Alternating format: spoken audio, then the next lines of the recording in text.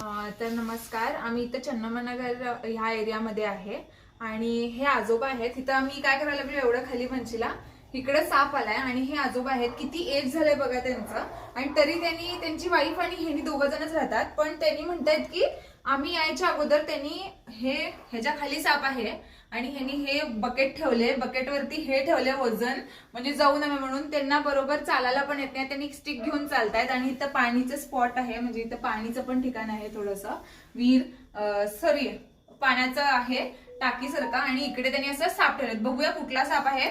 आणि तुम्ही बघू शकता ह्यांनी एवढं येऊन इकडपर्यंत सापाला बंद केले, पण त्यांना काय बाईट झालं नाही किंवा त्यांनी घाबरले, किती घाबरले काय माहिती. पण हे खूप चांगली गोष्ट आहे, त्यांनी ह्याच्यावरती असं ठेवलंय. आणि बघू शकता हा कुठला साप आहे. नाही आजोबा तुम्ही घाबरू नका. तर त्यांनी घाबरायला लागल्यात आता. पण हा बिनविषारी साप आहे आणि ग्रीन किलबॅक म्हणतात त्याला.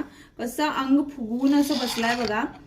बाईट पण करू शकतो, थोडासा रागिष्ट आहे. म्हणजे थोडस तो पण घाबरलेला आहे आणि बंद करून ठेवलं होतं, मग थोडस त्याला प्रॉब्लेम असू शकतो. आणि हा छोटा साप आहे, मोठा साप नाही आहे.